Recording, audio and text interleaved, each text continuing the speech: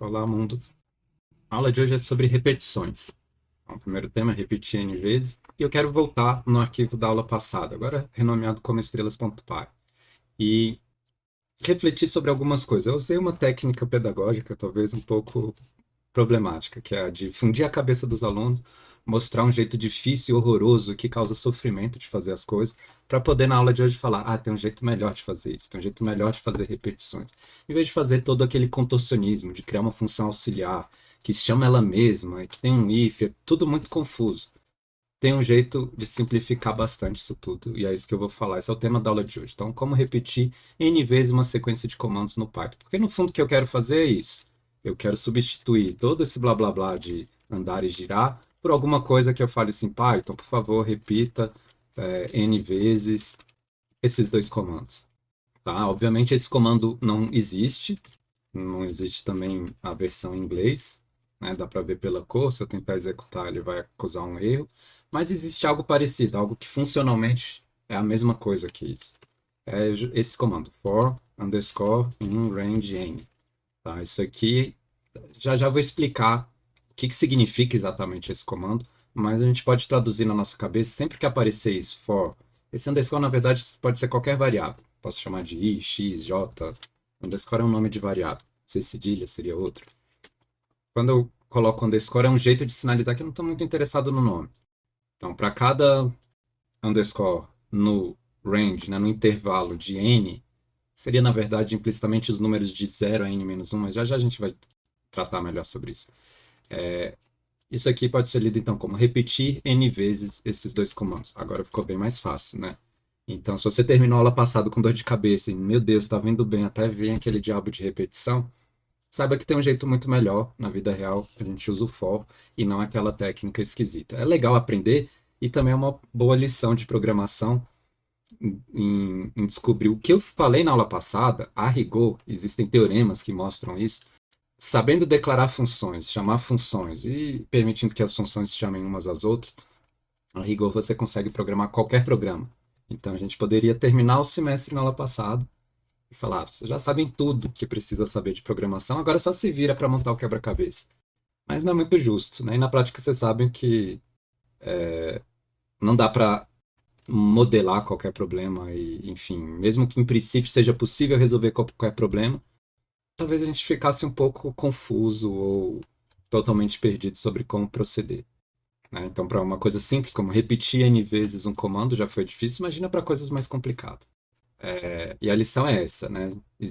Quanto mais você se aprofunda numa linguagem, você aprende recursos novos que não são necessariamente ações que não poderiam ser feitas de outra maneira, mas que facilitam muito a nossa vida. E esse é o tema do curso de agora para frente. Vamos aprender várias técnicas, vários comandos, várias funções que facilitam a nossa vida, tá? Para que a gente, na verdade, consiga construir programas e não tenha que ser um super gênio da matemática para construir a partir apenas daqueles blocos básicos. Então, eu estou falando isso tudo e não executei o programa. Tá aqui. Ele realmente faz aquelas figuras geométricas. Tá? Esse for produz essa repetição. Tá? Então, a primeira parte da nossa aula. E o próximo tópico é o laço while. Tá? E o que é esse laço? Eu vou explicar já já como que o for funciona em detalhes. Mas antes de falar do for, você tem duas maneiras básicas de fazer repetição no Python. Ou se quiser, três. Né? A maneira que eu ensinei na aula passada, que é horroroso, derrete o cérebro. É bom se você quiser sacanear o seu amigo ou impressionar alguém. E na vida real, o for e o while. São dois comandos que são responsáveis por repetição. Como que o while funciona? Eu vou falar primeiro do while. Esse é o for que repete n vezes, mas para explicar direito o funcionamento interno, vamos discutir o while. O while funciona assim. Eu falo while, uma condição, executa alguns comandos. Essa condição é uma condição, vai dar verdadeiro ou falso. Enquanto a condição for verdadeira, while significa enquanto em inglês, enquanto ela for verdadeira, ele executa esses comandos. A partir do momento onde ela vira falsa, ele para de executar e continua a partir daqui de baixo. Tá? Então, como funciona isso? Um dos problemas do while é que é muito fácil criar um laço infinito. Porque se você não modificar as variáveis que participam da condição, ele vai ou nunca entrar no laço, ou seja, executar 0 vezes, ou executar infinitas vezes, porque o valor da condição precisa mudar para o while parar. Então, tipicamente vai ser assim, verdadeiro, verdadeiro, verdadeiro, uma hora fica falso, o laço para e a vida continua. Então, como que eu vou fazer aqui?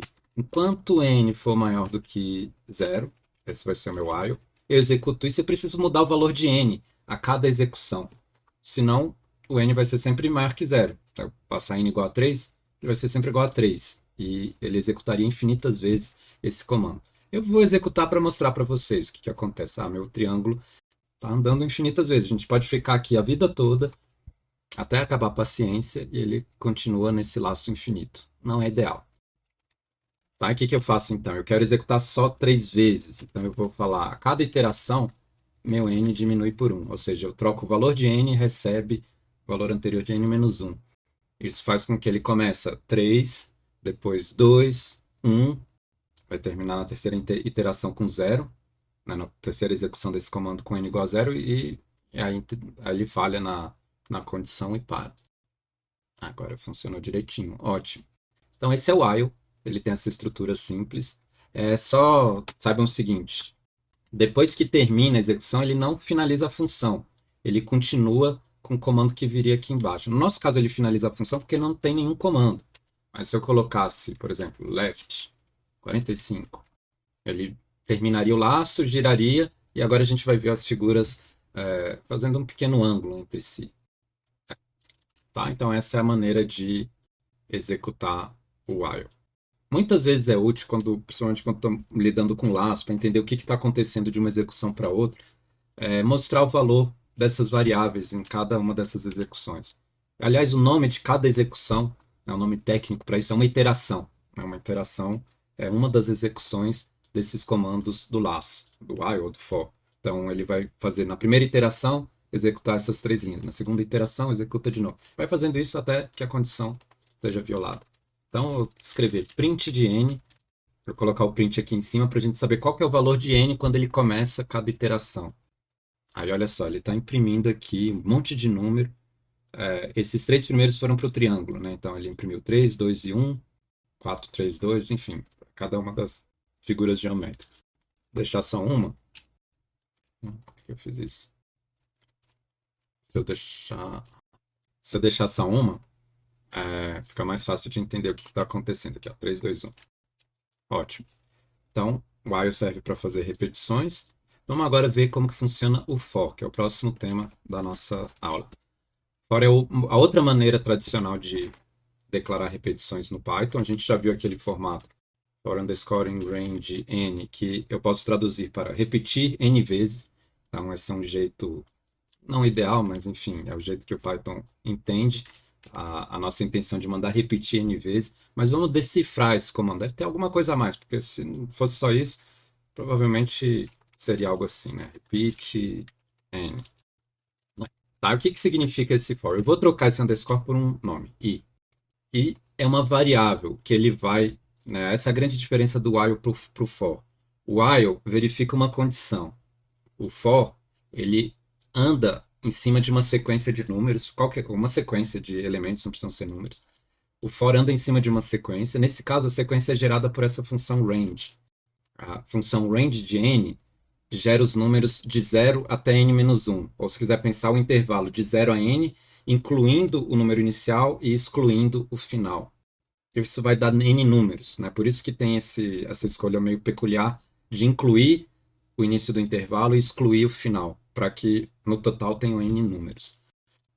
E o que o for faz, então? Ele vai andar em cima da sequência, ele vai iterar ao longo da sequência, e em cada iteração, o valor dessa variável muda de acordo com o elemento da sequência. Então, se eu der um print i, como que vai funcionar aqui para o triângulo? N vai ser igual a 3, então a sequência gerada vai ser 0, 1, 2, sequência de 3 elementos, e ele vai imprimir justamente esses números na tela. Então aqui embaixo, ó, 0, 1 e 2.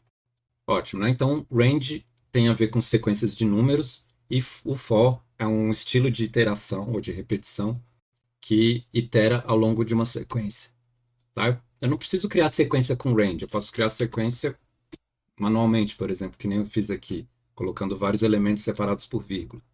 Tá? Que ele executa 3 vezes. Isso não está legal porque ele acaba desrespeitando o argumento, né? Que ele vai sempre repetir 3 vezes, não importa qual figura geométrica foi escolhida, certo? O ângulo muda, mas enfim. Mas eu posso fazer sequências de qualquer coisa, tá? Então, eu vou trocar a minha figura. é, Vou voltar ao for no range n. E vamos ser criativos aqui. Vamos deixar a nossa figura um pouquinho mais colorida. Antes de deixar mais colorida, né? Já que está nesse tema, né? De festas, estrelas, carnaval, vamos transformar essa figura numa estrela. E, talvez meio surpreendentemente, uma estrela é muito parecida com uma figura geométrica. Mas para criar uma estrela, a gente precisa de duas variáveis. Pode parecer um pouco estranho. Porque dependendo do número de pontos, ou número de lados, pode ter mais de um tipo de estrela possível. Enfim, vai ficar claro aqui.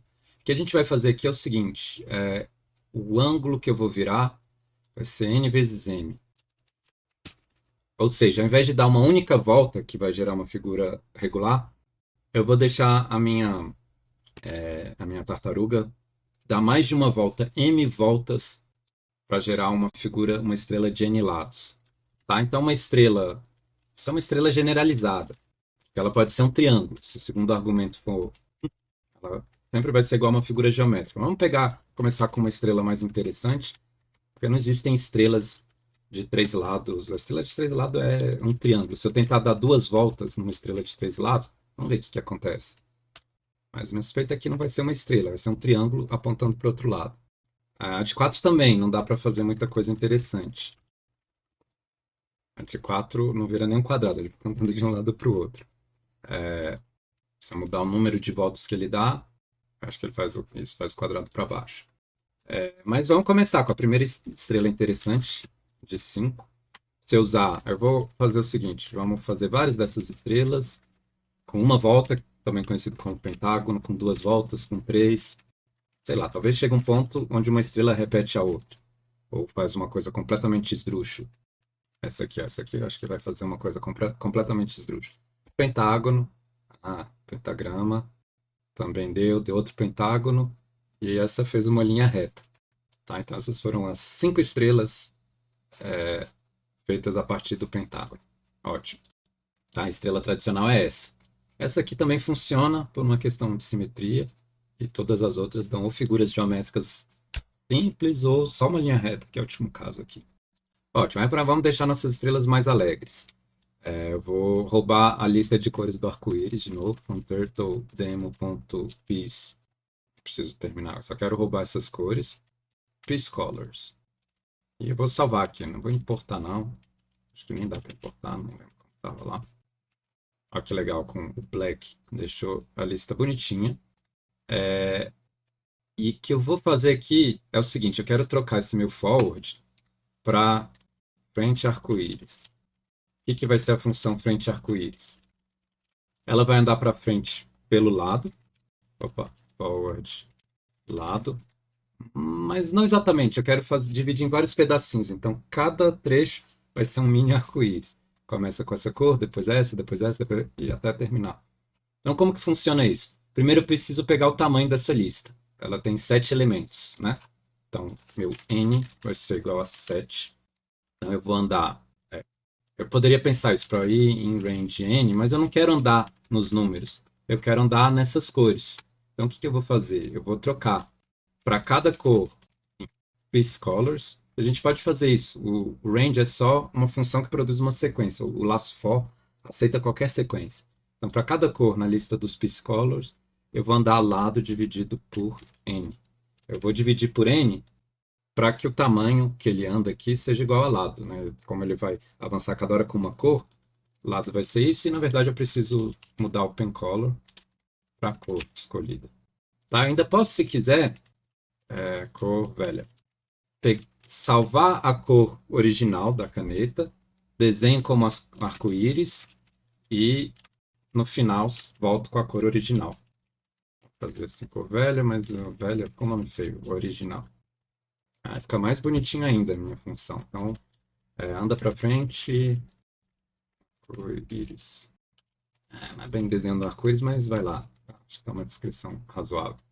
E a minha estrela já não é um quadrado, já não é uma figura regular. Declara uma estrela generalizada. Que beleza. Então, por um lado, a gente estraga a graça generalizando com a matemática, e por outro, traz volta de graça com cores. Ah, que bonitinho. Gostei da. Vamos fazer estrelas mais legais do que essa. Estrela de uma quantidade enorme de lados. Sei lá, 42 lados. E eu quero dar várias voltas. Normalmente é interessante, as estrelas mais interessantes normalmente acontecem com números primos entre si. Então eu vou escolher um número que não é múltiplo de 40. Ah, 5 tá bom, talvez. Eu não sei, talvez precise de números maiores. Não sei, 19. Parece boa, a minha estrela só tá pequenininha. Vamos aumentar e a gente passa para o próximo tópico. Tá, e como a gente dá o número total de voltas sempre sendo um múltiplo de 360, eu tenho certeza que essa estrela vai fechar bonitinho, né? Ela fica andando várias vezes. Se a gente contasse o número de voltas que ele dá aqui, seriam 19. E olha só, que maravilha. Tá, então esse foi o laço, o for. Eu, na verdade, me adiantei aqui falando sobre as sequências. Só queria mencionar um último detalhe que eu esqueci. Esse set aqui é um desperdício de esforço humano, contar essas coisas. O computador faz isso muito melhor que a gente. Por que que eu vou contar manualmente? Posso pedir para o Python contar. Então eu pego o meu pscholars e eu preciso saber qual o tamanho dessa lista. Para descobrir o tamanho de uma sequência, o Python tem a função len. Passar o mouse por cima, ele fala, retorna o número de itens no container, no objeto que contém os itens, né? Então, no caso aqui, essa lista de cores, ele vai retornar o número de cores. Eu não precisava ter calculado, contado manualmente aquele set. E uma vantagem aqui é, se eu não gostar de uma dessas, eu vou apagar esse ring. Não tem problema nenhum, ele adapta o código para isso. Tá? Mas está muito devagar essa estrela. Então, uma dica, já aproveitar isso. Speed, se eu não me engano, 10 é a máxima. Colocar quase no máximo. Speed controla a velocidade de desenho. Agora ela está quase no máximo. Se eu não me engano, com 10 ele desenha instantaneamente. Mas talvez eu esteja me confundindo. Vamos ver. Não, não é instantâneo não, mas é rápido. Tá, então essas foram sequências. Agora eu vou discutir um pouquinho a diferença do while com for e apresentar alguns conceitos, que é o último tema. Né? Contadores, acumuladores, condições de parada. Então, a primeira informação importante para saber é, na maioria das vezes a gente quer usar o for, mas o while é mais poderoso que o for. E, e o fato é, um dos motivos pelo qual a gente, o for, eu diria que o for deveria ser sempre a maneira, pelo menos a primeira maneira que a gente tenta se, formular uma repetição, porque o for é mais seguro. O for, ele não começa num loop infinito inicialmente, né? O for ele já é por construção um laço finito. Então, no mínimo, esse erro você já evita. Esse é um erro muito comum. Tá? O for ele vai iterar em cima de uma lista, a não ser que você tenha uma lista infinita. E pode parecer meio absurdo, mas dá para fazer isso em Python. Mas, de maneira geral, o for é mais seguro, porque ele evita esse erro né, da, de usar, ou esquecer a condição de parada, implementar ela da maneira errada e cair num laço infinito. E em várias situações dá para escolher entre for e while. Eu diria que na maior parte dos laços, o for é adequado, o for funciona. E, e a gente consegue, como que chama? Implementar o laço usando o for. Tá? Mas o for não é tão geral quanto o while. Existem alguns tipos de repetição que só podem ser escritas usando o while. E aí, nesses casos, bom, tem que usar o while, fazer o quê? E presta o dobro de atenção. Sempre que for usar o while, presta o dobro de atenção, porque a chance de criar novos bugs é muito maior. Então, vamos só, por uma questão de graça, converter, por exemplo, esse aqui de for para while. Como que funciona? A gente tinha feito um truque mudando o valor de n, mas eu quero fazer de forma genérica, sem mudar o valor da variável n. Como que seria decompor um for para um while? Qual que é o padrão aqui? A ideia é o seguinte, eu tenho uma variável i, eu preciso inicializar ela com valor. Então, vamos começar no zero, porque ele vai andar de 0 até n-1. Tá? Então, como entra no nosso while? While i menor que n, faz o que tem que fazer, e aqui o i recebe i mais 1, eu somo 1 no i. E essa é a decomposição. O for, aquela única linha, acaba sendo quebrada em 3. E não só isso gasta mais linhas, é mais difícil de ver, mas tem mais oportunidades para bugs. Eu posso esquecer uma dessas linhas. eu posso colocar a linha no lugar errado. Então, eu tenho que me preocupar. Principalmente essa aqui do incremento, é uma linha muito fácil de carregar bugs. Porque dependendo do lugar onde eu coloco ela, na sequência de comandos, pode ser que o resultado se altere. Nesse caso, não se altera, porque a minha sequência de comandos não usa a variável i, mas em várias situações usa. E se você coloca o incremento no final ou no início, o resultado vai ser diferente. Tá? Então, pelo fato desse padrão aparecer muito, o while é o comando mais elementar, mais primitivo. Mas se quiser, mais primitivo que o while ainda, é usar funções, que nem eu fiz na aula passada, que era aquela coisa horrorosa que derrete o cérebro. O while está no meio do caminho, na maioria dos casos. Ele é muito mais fácil de usar do que as funções que se chamam de forma recursiva. Mas ainda assim, ele esconde alguns bugs, ou pelo menos ele está sujeito a alguns bugs que o for não produz. Tá? Então, podendo usar o for, usem o for. Mas sempre dá para converter um for no while. Eu vou dar alguns exemplos de situações onde dá para escolher for ou while, onde só dá para fazer com while. Tá? E de maneira geral, mas nem sempre, normalmente sempre dá para usar o for quando o número de repetições é previsível, ou seja, quando na hora de entrar no laço a gente já sabe de cara quantas repetições vão acontecer, e normalmente o while é necessário quando o número não é previsível, quando a própria execução do laço determina se ele vai parar ou não, se, né, qual vai ser o tamanho da sequência do número de iterações que vão ser feitas. Tá? E para discutir esses exemplos, eu vou mudar um pouquinho de tópico, a gente vai criar um novo arquivo e brincar de uma coisa que eu estava tentando evitar até agora, sequências numéricas. E falar algumas das sequências preferidas dos programadores. Não sei se vocês já ouviram falar do Fibonacci. Tá, a sequência de Fibonacci é essa. 1, 2, 3, 5, 8. E cada termo é calculado somando os dois anteriores. Então, 5 mais 8 dá 13. É o próximo termo. 13 mais 8, 21. E assim por diante. Tá? Uma sequência infinita. Os programadores adoram. Porque ela é um exercício clássico de programação. É fácil, ou relativamente fácil, mas não é trivial. Então, está num nível de dificuldade legal para quem está aprendendo a programar. O que eu quero fazer aqui? Eu quero imprimir os números de Fibonacci. Print. Deixa eu escrever aqui sequência de Fibonacci. Eu quero imprimir, vamos ver, os 10 primeiros números. Depois a gente pensa.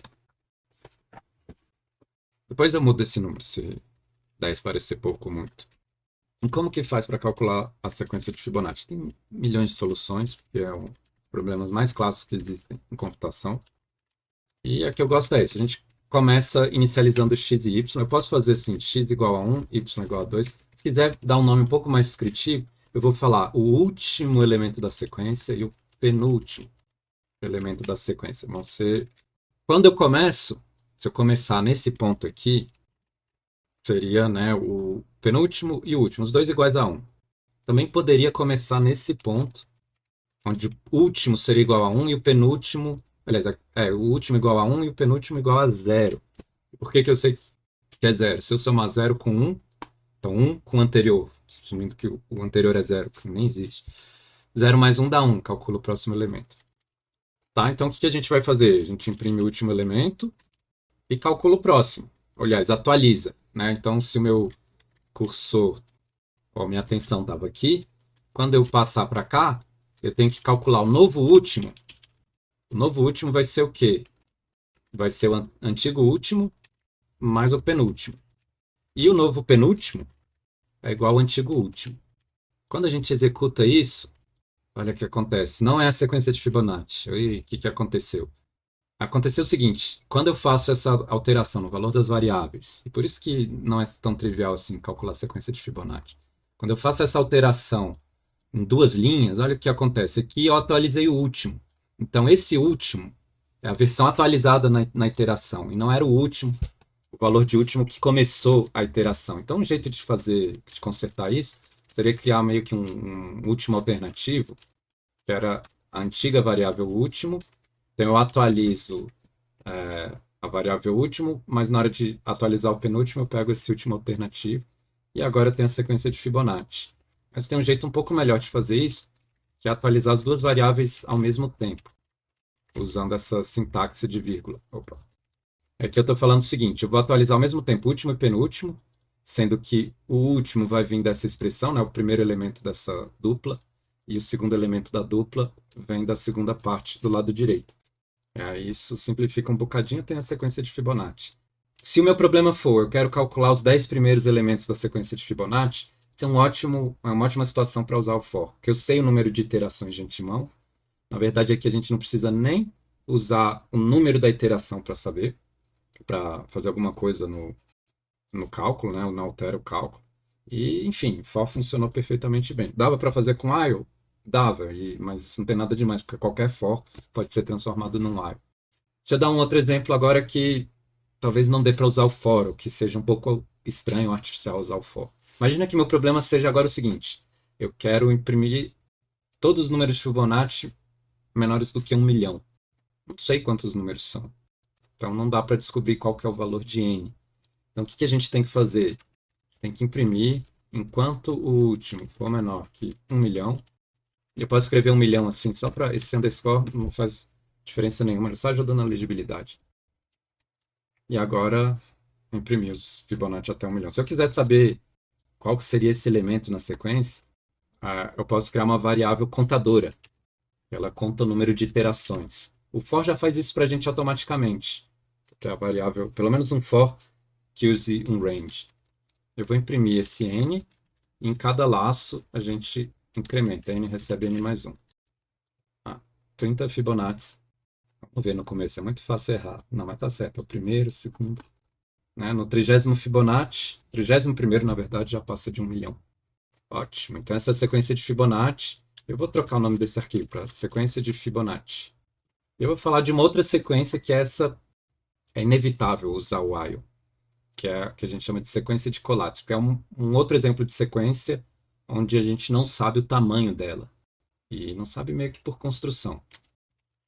Como que é a sequência de Collatz? Sequência de Collatz, na verdade, é incorreto falar a sequência de Collatz, porque são infinitas. Elas sempre começam num número, um número natural qualquer, sei lá, 42. E como que funciona a sequência? Se o número for par, eu divido por 2 para calcular o próximo. Se for ímpar, a gente multiplica por 3 e soma 1. Então, no caso, vai ser 63 mais 1, 64. Divide por 2. É par, né? Divide por 2 também continua par, continua par, continua par, continua par, não é mais par. E 1 vezes 3, 3 mais 1 dá 4. 4 já apareceu. Ele entra nesse laço infinito. Tá? Então, ele entrou nesse laço infinito. E a questão aqui é o seguinte, e essa é o grande atrativo da sequência de Collatz. Até agora, para todos os números onde ela foi testada, e esses números são bem grandes, a sequência sempre termina nesse padrão, 4, 2, 1, 4, 2, 1, indefinidamente. Então, tipicamente, a gente para aqui, porque eu sei que quando chegar no 1, ele vai só repetir 4, 2, 1, 4, 2, 1, 4, 2, 1, e assim ao infinito. Então não tem por que repetir, é como se fosse uma dízima de números. Tá? Então, até agora, para todos os números que a gente testou, eu digo, o ser humano testou, sempre apareceu esse padrão. Nunca ninguém conseguiu provar que isso necessariamente é verdade. Então, por um lado, não tem nenhum exemplo que quebre esse padrão, que termina numa outra sequência, por exemplo, ou que nunca termina, sei lá. Mas nunca ninguém conseguiu provar se isso necessariamente acontece ou não. Então, esse é um problema considerado importante pelos matemáticos. Se alguém conseguir resolver a hipótese de Collatz ou descobrir um número que viola esse padrão, que não termina no 1, que não chega no 1 nunca, ou descobrir um número que...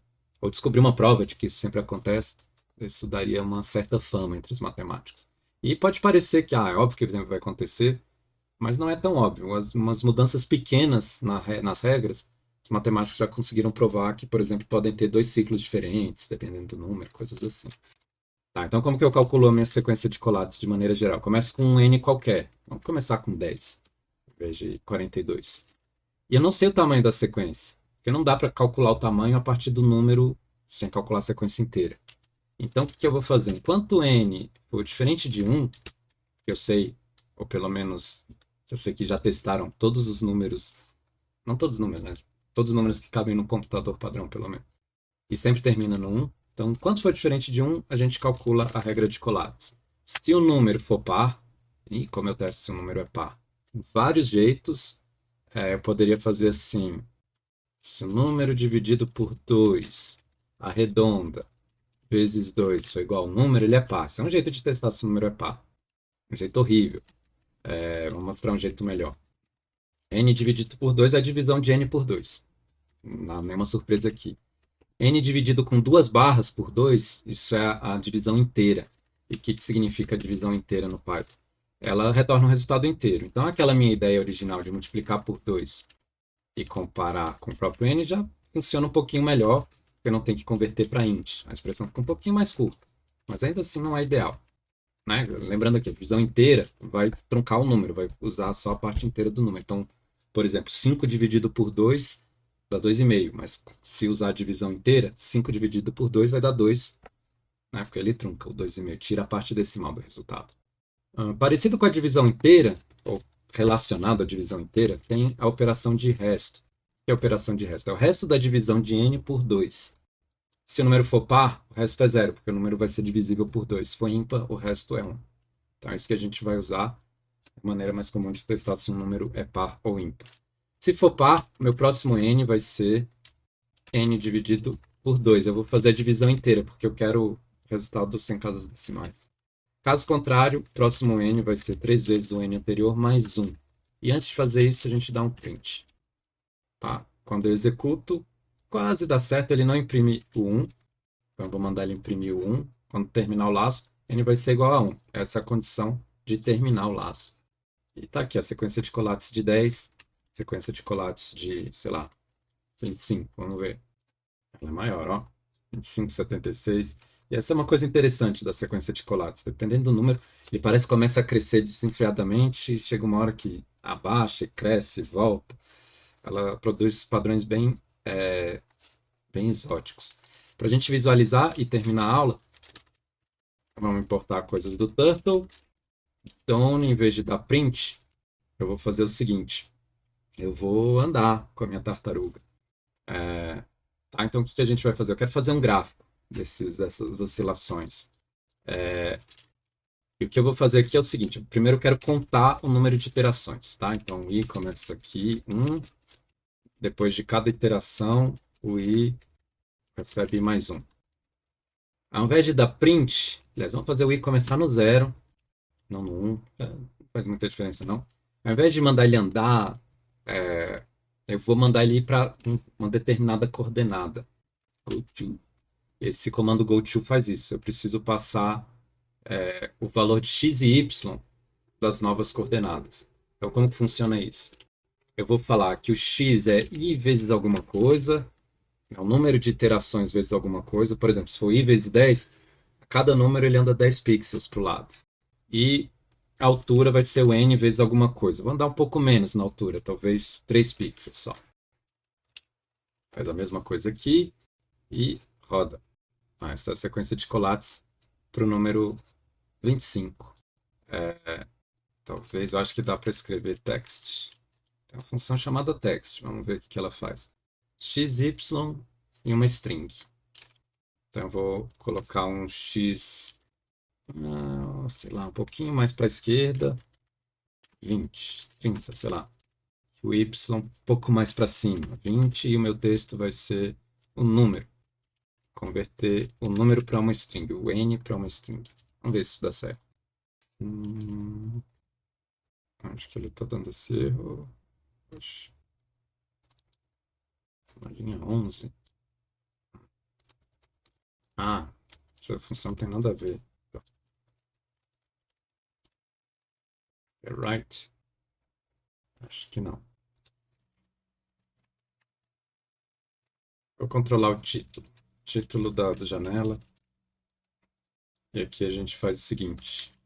Sequência para o número...